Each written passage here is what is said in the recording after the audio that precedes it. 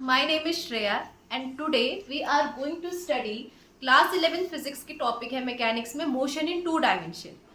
अब motion in to dimension किस में आता है? काइनेमेटिक्स में आता है। काइनेमेटिक्स में आपको याद होगा हमने motion in 1D already cover कर रखा है, पर यहाँ पे मोशन टू डायमेंशन में जा रहा है, जैसे कि एक्स भी होगा, वाई भी होगा या फिर वाई होगा, जेड होगा, कोई भी दो डायमेंशन में हम बात करेंगे। तो मोशन इन टू डायमेंशन का एक स्पेशल केस आज हम पढ़ेंगे जिसका टॉपिक का नाम है projectile motion. Projectile motion special case इसलिए बन जाता है क्योंकि मोशन टू डायमेंशन में तो हो रहा है पर यूनिफॉर्मली एक्सेलरेटेड मोशन पढ़ेंगे। ये नहीं कि एक्सेलरेशन वेरी कर रहा है 2 मीटर पर सेकेंड स्क्वायर फिर 4 मीटर पर सेकेंड स्क्वायर, ऐसे ही नहीं जा रहा है। कांस्टेंट एक्सेलरेशन के साथ जो मोशन टू डायमेंशन में हो रहा है उसको हम एक प्रोजेक्टाइल मोशन कहते हैं और आज हमारा टॉपिक का नाम है projectile motion.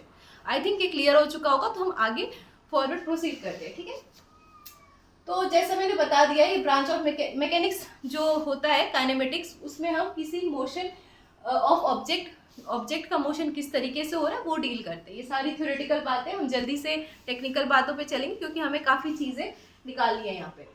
Projectile motion is experience. अब प्रोजेक्टाइल मोशन क्या होता है उसको हम थोड़ा सा देखते हैं, पहले हम जान लेंगे उसके बाद डेफिनेशन पे भी जाएंगे।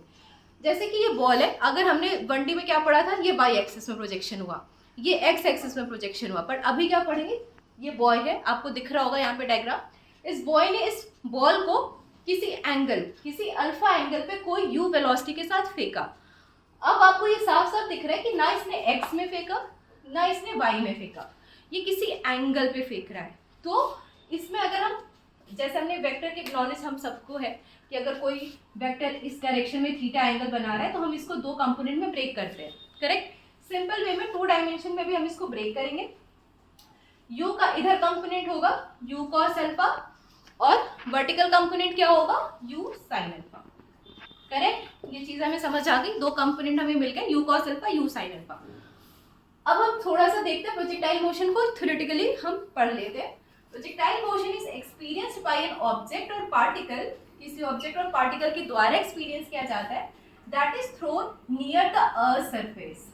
कुछ कंडीशंस होती है, उस कंडीशन को हमें ध्यान रखना होता है क्योंकि कई बार कंपटीशन में छोटे छोटे एमसीक्यूज में भी पूछ लिए जाते हैं। तो throw near the earth surface and moves along a curved path under the action of gravity. Gravity जो मैंने आपको बताया था कि यूनिफॉर्मली एक्सेलरेटेड मोशन होना चाहिए, तो ग्रेविटी यूनिफॉर्म का होगा नियर द अर्थ सरफेस।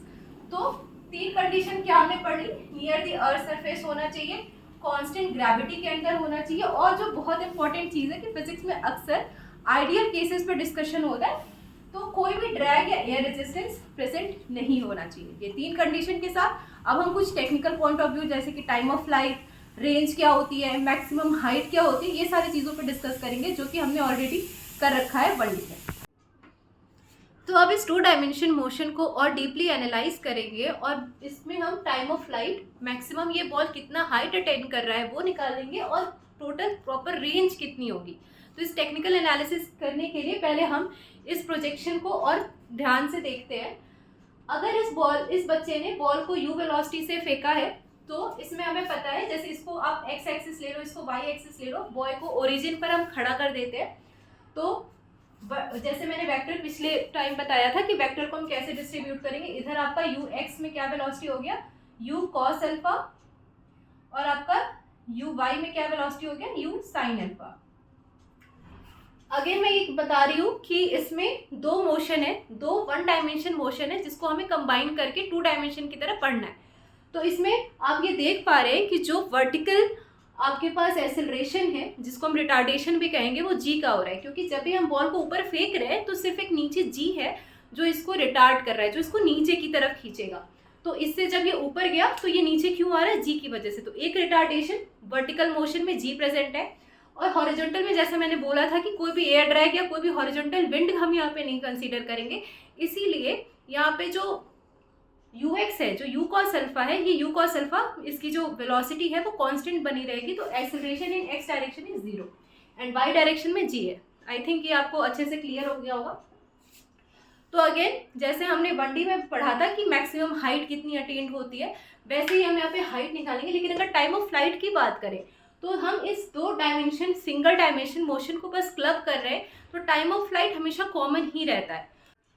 अब हम बात करेंगे time of flight in the projectile motion. जैसा कि मैंने बताया कि जो मूवमेंट हो रहा है, जो डायरेक्शन आपकी हॉरिजॉन्टल में है, वो सिर्फ u cos अल्फा है जो कि कांस्टेंट बनी रह रही है, और जो भी समय लग रहा है ऊपर नीचे आने का, ये वर्टिकल मोशन की वजह से हो रहा है। तो हम जैसा 1D में केस पढ़े थे कि कोई भी बॉल ऊपर आ गई फिर वो नीचे आई, सेम यहाँ पर भी करेंगे। ये ऊपर गई u sin अल्फा से, और यहाँ पर ये t इज इक्वल टू 0 में नीचे से ऊपर इसको फेंका गया, t is equal to t1 time में। जितना समय ये ऊपर जाने में लेगी उतना ही समय ये नीचे आने में लेगी। तो टोटल टाइम ऑफ फ्लाइट आपके पास कितना होगा, 2 times of t1। Last class में हमने इसका फॉर्मूला भी पढ़ लिया था, सिंपल है। v is equal to u plus a t से अगर आप निकालेंगे तो आपके पास आएगा v is equal to u minus g t. G retardation है तो निगेटिव यहाँ पे लेंगे, v ऊपर जाने पे वेलोसिटी 0 हो जाएगी, इसलिए आपके पास क्या निकल कर आएगा, t is equal to u y by g. और जब हम टोटल टाइम ऑफ फ्लाइट निकालेंगे तो हम यू वाई क्या लिखेंगे, u is equal to u y is equal to u sine alpha. तो टोटल टाइम कितना आएगा आपके पास, 2u sine alpha by g. ये कुछ केसेस आपको याद रखने चाहिए कि टाइम ऑफ फ्लाइट क्या होता है। सिंपल आप 1D से याद रख पाओ तो अच्छा है, नहीं तो यू वाई बाई जी आपको याद ही होगा। आपको बस यहाँ पे 2 times of total time of flight में लगा देना है। अब हम मैक्सिमम हाइट अटेन करने की बात करेंगे। जैसा कि अगेन 1D में हम बात कर रहे थे कि यहाँ पर जब इसको फेंका गया तो कुछ वेलोसिटी इसके पास रही होगी, यहाँ पे फाइनल वेलोसिटी इसकी 0 हो गई थी, तो हमारा निकल कर आया था h is equal to u square by 2g। और अगेन ये कौन सा u होगा, हमारा जो वर्टिकल मोशन हो रहा है। तो अगेन यहाँ पे हम हाइट मैक्स लिखेंगे, you square sine square alpha by 2g। इस तरह हम मैक्सिमम हाइट निकालेंगे। अब इसको थोड़ा सा क्लियर कर लेते हैं।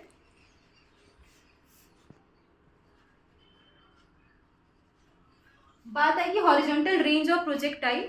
तो जो u cos अल्फा है ये मेंटेन रह रहा है, इसमें कोई भी वेरिएशन नहीं हो रहा है।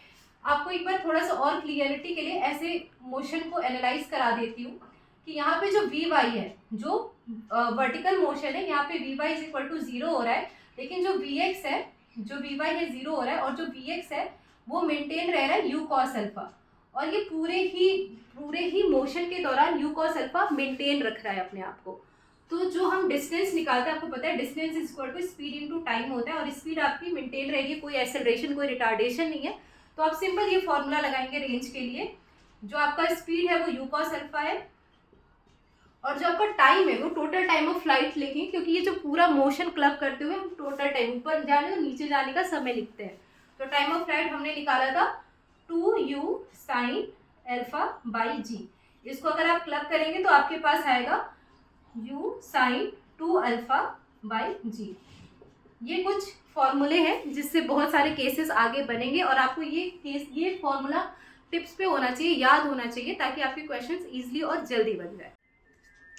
तो स्टूडेंट सेम केस है और सेम सिचुएशन है, पर इसी सिचुएशन बेस्ड एनालिसिस कर रहे हैं। तो इस पर एक और केस हम लेंगे, find velocity of projectile on general time t। अभी हमने पिछले स्लाइड में क्या क्या देखा है कि t इज इक्वल टू 0 पर इसने बॉल को प्रोजेक्ट किया है, t is equal to t1 जो ऊपर गया है वो u साइन अल्फा बाई जी आया था, और टोटल टाइम ऑफ फ्लाइट क्या आया था, 2u साइन अल्फा बाई जी। अब हमें क्या पता करना है अगेन, कि जो वेलोसिटी आपको पता करनी है प्रोजेक्टाइल की किसी जनरल टाइम t पे। लेट्स सपोज कि इसने फेंका किसी जनरल टाइम यहाँ पर p पॉइंट पर, इसको कुछ vt वेलोसिटी हम कह सकते हैं इसको मिली है, ठीक है। तो इसी vt को हमें फाइंड करना है कि इसकी वेलोसिटी क्या होगी किसी एनी टाइम t पर। तो लेट्स सपोज हम यहाँ कह सकते हैं कि इसकी यहाँ पे vx अगेन और यहाँ पे vy। जैसा मैंने आपको बताया है कि ax 0 है, यानी कि acceleration in horizontal direction is 0, तो u cos अल्फा जो है वो मेंटेन रहेगा। अगेन यहाँ पे vx जो है u cos अल्फा रहेगा, कोई भी चेंज नहीं होगा वेलोसिटी में। मगर जो ऊपर की जो वर्टिकल मोशन हो रही है इसमें जो वेलोसिटी वो ऑब्वियसली वेरी कर रही है। तो लिखते हैं कुछ केस यहाँ पे, vx जो है हमारा u cos अल्फा, ये तो सेम बना रहेगा, और जो vy है आपको इक्वेशन ऑफ मोशन पता होगा, v is equal to u plus a t. तो यहाँ पे जो एक्सेलरेशन है, एक्सेलरेटेड रिटार्डेशन कितना है यहाँ पे, रिटार्डेशन आपका यहाँ पे g है, तो क्या लिखेंगे u sine alpha minus g T. I hope आपको इसमें कोई कंफ्यूजन नहीं हो रहा होगा स्टूडेंट, क्योंकि ये नॉर्मल इक्वेशन ऑफ मोशन से आया है, करेक्ट। तो अगर हमें इस vt को लिखना है तो वेक्टर फॉर्म में हमको पता है कैसे लिखते हैं vt। अगर हमें लिखना होगा तो ऐसे लिखेंगे vx I cap plus vy J cap. This is very under stable formula आपको पता होना चाहिए। इसके बाद ये वी एक्स क्या हुआ हमारा, you cos alpha I cap plus you sine alpha minus g T J cap, ये हमारा वी टी आ गया। वी टी यानी कि कोई भी वेलोसिटी किसी जनरल टाइम टी पर हमें पता चल गई। उसके बाद अगर आपको इसका मैग्नीट्यूड लिखना है तो आपको पता है कि अंडर रूट करके लिखेंगे। पहले हम इसका एक यहाँ पे सपोज ये थीटा एंगल फॉर्म कर रहा है, तो अगर हमको टेन थीटा निकालना होगा तो हमने ये भी वेक्टर में पढ़ रखा है v y by v x, correct. तो हम इसको theta is equal to tan inverse v y by v x लिख सकते हैं। तो जो वेलोसिटी हमने यहाँ पर निकाली है कि एक वेक्टर फॉर्म में निकाला है, इसका एंगल निकाल दिया। अब इसी का अगर हम मैग्नीट्यूड निकालेंगे, क्योंकि बहुत सारे ऐसे क्वेश्चंस आते हैं इसलिए आपको इसका मैग्नीट्यूड भी याद होना चाहिए या आप टिप्स पे होना चाहिए। अगर हम इसका मैग्नीट्यूड की बात करें, ये जो जनरल वेलोसिटी है किसी टाइम टी पर, तो इसका थीटा आप देख पा रहे हैं कि दोनों के बीच में 90 डिग्री, और वेक्टर में हमने पढ़ रखा है square plus b square plus 2ab cos theta, तो थीटा यहाँ पे 90 है तो 0 हो जाएगा। सीधी सी बात है, v x square plus v y square इसका मैग्नीट्यूड होगा, करेक्ट। अब हम इसका अगर सोल्यूशन देखें तो इसमें क्या आएगा, आपको अगर इसको क्लब करेंगे तो u square plus g square t square minus 2u sine alpha g t, ये आपके पास टोटल कितनी इसकी मैग्नीट्यूड होगी इस वेलोसिटी की, वो हमने निकाल दिया। अगर आप यहाँ पे अगेन पुट करना चाहें, थीटा निकालना चाहें, तो बहुत आराम से आप टेन इनवर्स बी वाई में आप क्या रख सकते हैं, u sine alpha minus g T upon में u कॉस अल्फा। मुझे लगता है यहाँ तक स्टूडेंट्स आपको क्लियर हो रहा होगा कि हमने कैसे कैसे चीज़ों को प्रोसीड किया है। इससे रिलेटेड मेंस और नीट में कई बार क्वेश्चंस आ चुके हैं। आपको पूछ सकता है, जैसे आपको u दे दे कि किस वेलोसिटी से इसको प्रोजेक्ट कर रहा है, अल्फा दे दे और पूछे कि ऐसा कौन सा टाइम होगा जब ये एंगल 45 डिग्री बना रहा होगा, ऐसे टाइम 45 डिग्री बना रहा होगा तो उस वक्त इसका कितना समय हुआ होगा, करेक्ट। तो अगर आपके पास अल्फा गिवन हो, यू गिवन हो, थीटा अगर आपको 45 मिल गया तो आपको पता है 1045 1 होता है, तो आप इन दोनों को इक्वेट करके आराम से यहाँ से टाइम निकाल सकते हैं। तो एक क्वेश्चन इसी केस पर एक क्वेश्चन बनाते हैं ताकि आपको इसकी एप्लीकेबिलिटी पर थोड़ा सा समझ है कि किस तरह हम इसको एप्लीकेशन में यूज़ कर सकते हैं। अब जो हमने पिछला कॉन्सेप्ट पढ़ा है उस पर बेस्ड एक क्वेश्चन लेते हैं ताकि आपको एप्लीकेशन से थोड़ा सा आइडिया लगे कि कैसे क्वेश्चंस आ सकते हैं। अब इस क्वेश्चन में अगर आप ध्यान से देखें तो पूछ रहा है कि अगर u आपका 20 मीटर पर सेकेंड है, जो हमने इनिशियल वेलोसिटी उसको दी है बॉल को, 20 मीटर है पर सेकेंड है, और अल्फा जो है 60 डिग्री यानी कि एंगल, अगर हम इसको थोड़ा सा डायग्रामेटिकली समझने की कोशिश करें तो इसने जो बॉल को फेंका इसकी वेलोसिटी है 20 मीटर पर सेकेंड, और जो ये अल्फा इसने बनाया हुआ है वो आपका है 60 डिग्री, करेक्ट।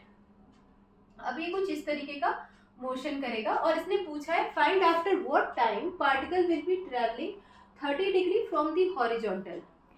किस समय पर ये पार्टिकल किसी समय पे, सपोज किसी पीक टाइम पर या किसी पीक पॉइंट पर अगर हम बात करें तो इसने ये जो हॉरिजॉन्टल से है इस पार्टिकल ने 30 डिग्री बना दिया, ठीक है, 30 डिग्री बना दिया। तो इसने पूछा कि कौन सा समय होगा, तो हमने अभी आपको पता होगा, ये मैंने साइड में फॉर्मूला लिख दिया ताकि आपके रिवीजन माइंड में रहे कि अभी हमने ये फॉर्मूला निकाला था कि किसी पर्टिकुलर टाइम पर या किसी पर्टिकुलर आपके पास एंगल है, वेलोसिटी है या टाइम है, तो उस पर वेलोसिटी क्या होगी। तो सेम यहाँ पर हम रखेंगे, अगर आपको लिखना होगा टेन थीटा, आपको पता है टेन थीटा यहाँ पे कोई जो एंगल इसने बनाया तो यहाँ थीटा पे हम क्या रखेंगे 30 डिग्री। ये वो एंगल है जब पार्टिकल चलते हुए किसी टाइम पर बना रहा है और ये इनिशियल एंगल है, ये इसमें आपको कंफ्यूजन नहीं होना चाहिए, करेक्ट। 10 30 डिग्री थीटा की जगह रखेंगे u साइन अल्फा की जगह u की भी u हमें दिया हुआ है, इसको लिखते हैं u 20 दिया है, 20 साइन अल्फा, साइन 60 की वैल्यू आपको पता होगी √3/2 माइनस जी रखेंगे 10, टी हमें निकालना है। उसके बाद u अगेन 20 कॉस अल्फा, यहाँ पे कॉस अल्फा क्या होगा, कॉस 60 कितनी होगी 1/2। अगर हम इसको पूरा रिजॉल्व करेंगे तो हमारी टी की वैल्यू आ जाएगी अराउंड 1.15 सेकेंड्स। आप इसको इजीली सॉल्व कर सकते हैं, 30 डिग्री को आप लिख सकते हैं 1/√3 और फिर इसको t की वैल्यू यहाँ से निकालेंगे तो आपके पास ये आएगी। ये बहुत ही इजी क्वेश्चन है, अगर आपको ये चीज़ रिमेंबर होगी तो मुझे लगता है आपको ये ऑन टिप्स, ये सारी चीज़ें, ये कॉन्सेप्चुअल एनालिसिस जो हम यहाँ पे कर रहे हैं वो आपको दिमाग में रहनी चाहिए। याद करने जैसा कुछ नहीं है, आप तुरंत भी इसको रिजॉल्व कर सकते हैं, लेकिन अगर आपको ये एनालिसिस थोड़ा सा माइंड में नहीं रहेगा तो थोड़ा दिक्कत हो सकता है, इसलिए आप इस पूरे एनालिसिस को अपने माइंड में स्टोर रखिए कि किस तरीके से हम चीज़ों को प्रोसीड कर रहे हैं। इसी टॉपिक को फर्दर एक्सीड करते हुए हम एक क्वेश्चन लेंगे, जिससे ये क्वेश्चन नहीं है, ये एक टॉपिक है, बट इससे एनालिसिस करेंगे कि इसका इक्वेशन ऑफ ट्रेजेक्ट्री, जो ये प्रोजेक्टाइल मोशन हम पढ़ रहे हैं, इसके पोजीशन कोऑर्डिनेट्स निकालने और इसकी इक्वेशन ऑफ ट्रेजेक्ट्री फाइंड करनी है। इक्वेशन ऑफ ट्रेजेक्ट्री ये फंडामेंटल मैथमेटिक्स में हम कई बार पढ़ते हैं, फिर भी मैं एक बार रिवाइज करा देती हूँ कि इसका क्या मतलब होता है। अगर कोई भी इस बच्चे ने जो बॉल फेंकी है, इसका एक्सिस में भी इसकी कुछ डायरेक्शन, इस डायरेक्शन में भी वेलोसिटी है, वाई में भी वेलोसिटी है, तो जब भी ये जो बॉल जो भी पाथ फॉलो करेगा, इस पाथ की जो इक्वेशन होगी in the function of time, या फिर हम ये कह सकते हैं कि ये जो भी पाथ फॉलो कर रहा है, इसको अगर हम मैथमेटिकली लिखेंगे तो उसी को हम इक्वेशन ऑफ ट्रेजेक्ट्री बोलेंगे। ये जो पाथ फॉलो कर रहा है यही इसकी ट्रेजेक्ट्री है, जिसका हमें इक्वेशन फाइंड करना है। लेकिन उससे पहले हमें पोजीशन कोऑर्डिनेट्स फाइंड करने होंगे। दैट इज कि सपोज ये यहाँ पर है, तो ये कुछ एक्स डिस्टेंस चला होगा और ये कुछ वाई डिस्टेंस चला होगा, तो ये इसके कोऑर्डिनेट्स हमें फाइंड करने। तो हम कैसे इसको फाइंड करेंगे, चलिए देखते हैं। हमें पता है कि ये जो हॉरिजॉन्टल में है ये यू कॉस अल्फा, अभी तक पढ़ते हुए आ रहे हैं, तो आई होप अब इसमें कोई कंफ्यूजन नहीं रहा होगा। यू कॉस अल्फा है और इसकी जो वर्टिकल में वेलोसिटी है वो यू साइन अल्फा है। हमें ये भी क्लियर हो चुका है कि ये जो हॉरिजॉन्टल में एक्सेलरेशन है वो 0 है और जो वर्टिकल में एक्सेलरेशन है, रिटार्डेशन कहेंगे, वो -g है। तो सिंपल डिस्टेंस इक्वेशन भी लगा सकते हैं, जैसे x का लिखेंगे तो u cos alpha into time, और y में लिखना है तो हम इक्वेशन ऑफ मोशन से जो डिस्टेंस इक्वेशन आता है -12gt² करके, ut -12gt², उसको लिखेंगे। तो y में अगर हम लिखेंगे u sin alpha ut -12gt²। I think इसमें कोई कंफ्यूजन नहीं होगा, क्योंकि ये -g, ये जो g है इसे रिटार्ड कर रहा है, तो ये फंडामेंटल हम पढ़ते आ रहे होंगे। x इज इक्वल टू, या फिर s से पढ़ते हैं, s is equal to ut -12gt²। Same मैंने यही इक्वेशन को यहाँ पे अप्लाई कर दिया है। अब पोजीशन कोऑर्डिनेट्स लिखने, वेक्टर का यूज करिए, क्योंकि आपको पता है कि ये यहाँ पर ऐसे आपको कुछ पोजीशन मिलेगा, ठीक है। तो आप इसको x से रिप्रेजेंट कर सकते हैं, इसको हम x से रिप्रेजेंट करते हैं, चलिए। और ऐसे लिखेंगे x i cap plus y j cap, इसको पुट करते हैं u cos alpha t i cap plus u sin alpha minus gt j cap. ये आपके पास क्या आ गया, पोजीशन कोऑर्डिनेट्स। एक बार आपको ये दिख रहा होगा कि ये जो पोजीशन कोऑर्डिनेट्स आपके पास आए वो फंक्शन ऑफ टाइम है। क्या मैंने आपको याद होगा कि इक्वेशन ऑफ ट्रेजेक्ट्री क्या पढ़ाया था, कि जो पाथ ट्रेवल कर रहा है, ये जो पाथ इसने ट्रेवल किया है, अगर हम इसका पोजीशन कोऑर्डिनेट्स निकालेंगे with the function of time, उसको उसी से हम इक्वेशन ऑफ इसकी ट्रेजेक्ट्री निकाल सकते हैं। अभी हम इसको आगे प्रोसीड करेंगे और आपको एक अच्छा सा इक्वेशन, टाइम को यहाँ से एलिमिनेट करके एक्स और वाई में जैसे भी प्रोसीड करेंगे वो आपको देख पाएंगे, तो आपको पता चलेगा किस तरीके से एक ट्रेजेक्ट्री बन रही है, जो कि एक नॉर्मल, आपको बात पता होगी कि अगर पैराबोलिक इक्वेशन होती है तो y is equal to x², अगर इसका मैथमेटिक्स में लिखते हैं, तो अगर आप देख रहे हैं कि क्वाड्रेटिक आती है, जब हम इस ट्रेजेक्ट्री को निकालेंगे तो अब अभी आपको पता चलेगा कि ये क्वाड्रेटिक फंक्शन होगा, जिससे आप बहुत आराम से कह पाएंगे कि ये जो है पैराबोलिक पाथ होता है। अगर हम किसी को भी u वेलोसिटी, ऐसे u वेलोसिटी से 2 डायमेंशन में मोशन कराएं तो ये पैराबोलिक पाथ होता है। इस बात को गैलीलियो ने भी बताई थी, और जो कि इक्वेशन से आज हम भी इसको डिराइव करेंगे। तो हमने x और y कोऑर्डिनेट निकाल लिया था। अब दूसरे क्वेश्चन पे चलते, इक्वेशन ऑफ ट्रेजेक्ट्री फाइंड करनी है। जैसा मैंने कहा था कि ये जो इक्वेशन है वो t के फॉर्म में हमारे पास प्रेजेंट हो गई है। x और y जो इसका पाथ है वो t फंक्शन ऑफ टाइम में आ गया है, तो हम यहाँ से बस टाइम को एलिमिनेट करेंगे और y में पुट करें, आप x में पुट करें, बट आप भी आपको y में पुट करेंगे, क्योंकि यहाँ पे हमें t² दिख रहा है। तो एक बार प्रोसीड करते हैं, उसके बाद इसकी कुछ अच्छे से एनालिसिस करेंगे। तो अगर हम यहाँ पे देखें, t is equal to x by u cos alpha आ गया हमारे पास t की वैल्यू, और हम इसको y में पुट करेंगे, तो y is equal to u, t की जगह हमने ये लिखा u साइन अल्फा हो गया, और t की जगह हमने लिखा x by u cos alpha minus half g, t² में हमने ये पुट कर दिया, x² by u² cos square alpha. ये जो आपका, मैं इसको अच्छे से यहाँ पर एक तरीके से लिख देती हूँ ताकि आपको समझ आए कि हमने क्या, यहाँ यू कैंसिल हो गया, तो ये आ गया x tan alpha minus half g x square by u square. आप इसको सेक स्क्वायर अल्फा भी लिख सकते हैं, और इसको और अच्छे से मॉडिफाई किया जाए तो x tan alpha minus half g x square by u square, sec को 1 प्लस टेन स्क्वायर अल्फा भी लिख सकते हैं। ये दोनों जो इक्वेशन है आपको अच्छे से याद होना चाहिए। कई कई बार कुछ क्वेश्चंस ऐसे मॉडिफाई करके पूछ लिए जाते हैं, इसी इक्वेशन में आपको वैल्यू दी रहेगी और आपको पूछा रहेगा यू क्या है। तो अगर आपको ये ट्रेजेक्ट्री इक्वेशन याद है या ये तरीका याद है तो आप इजीली चीज़ों को निकाल सकते हैं। एमसीक्यूज में कई बार ऐसे छोटे छोटे क्वेश्चंस पूछ लेते हैं जो फंडामेंटल बेसिस या पैरामीटर्स अगर आप निकाले हों तो ही आप आराम से प्रोसीड कर सकते हैं। तो आपको ये दोनों फॉर्म, ये 10 के फॉर्म में है, सिर्फ टेन स्क्वायर अल्फा और 10 है, और ये sec square alpha tan alpha ये दोनों के फॉर्म में। हम जैसे मैंने आपको बताया था कि ये एक्स स्क्वायर अगर आपको दिख रहा है तो y is equal to x square का फंक्शन आ रहा है यहाँ पे, तो हमें पता चल जाता है कि this is a parabolic path. कैसा भी ये पैराबोला हो सकता है, अपसाइड डाउन, अप, कुछ भी हो सकता है। तो this is a parabolic equation, और ये इक्वेशन ऑफ ट्रेजेक्ट्री हमने पूरा किया है। इसी के बेसिस पे कपल ऑफ क्वेश्चंस आए हैं, मेंस और एडवांस में भी, नीट में भी क्वेश्चंस आ चुके हैं। तो जितने भी अभी हमने पैरामीटर्स निकाले हैं with the equation of trajectory, ये हमारा एक पूरी एनालिसिस हो चुकी है प्रोजेक्टाइल मोशन की। इस पे ही बेस्ड क्वेश्चन आते हैं, और मुझे लगता है कि अगर आप उसको अपने टिप्स पे रखेंगे, इस सिचुएशन को हमने किस तरीके से एनालाइज किया वो अगर आपको बिल्कुल ध्यान रहेगा तो कहीं भी ना गलती होगी, और कहीं आप भूलते भी है तो आप इस चीज़ों को माइंड में रख के मैप करके कि हमने एच मैक्स कैसे निकाला था, total time of light, range, तो आपको कोई भी गलती नहीं होगी, आप इजीली चीज़ों को हैंडल कर पाएंगे।